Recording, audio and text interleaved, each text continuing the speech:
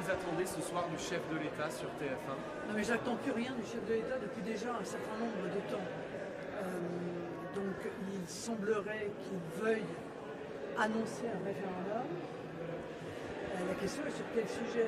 Parce que je rappelle quand même le traumatisme de 2005.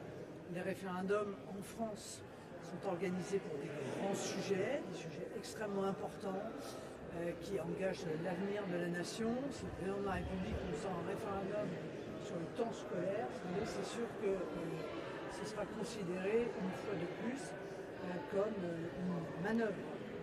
Donc attendons.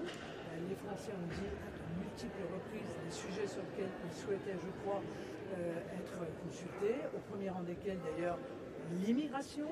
Donc le président de la République va-t-il choisir cette option? Est-ce que vous pensez que l'idée de faire 3 questions dans ce référendum, c'est une bonne idée de faire plusieurs sujets? Non mais il n'y a pas... Alors, je répète,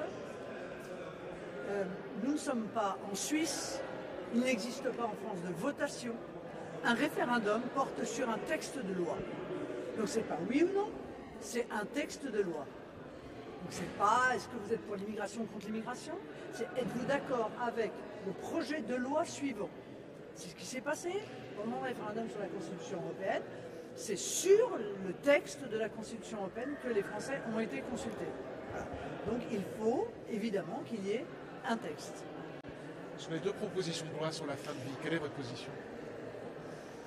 Alors, sur évidemment la loi sur les soins palliatifs, je suis tout à fait en accord. Je pense qu'il faut un développement massif de ces soins palliatifs et que c'est un échec en réalité de notre pays de voir que dans un nombre significatif de départements, il n'existe pas encore de structure pour pouvoir offrir des soins palliatifs à nos compatriotes. Sur la loi sur la fin de vie, à titre personnel, j'y suis opposé parce que je considère que le texte sorti de la Commission est un texte qui ne permet pas l'assurance du respect des soignants, du recueil véritablement du consentement et que les garde-fous qu'on pouvait espérer sur un texte aussi grave, eh bien, ont été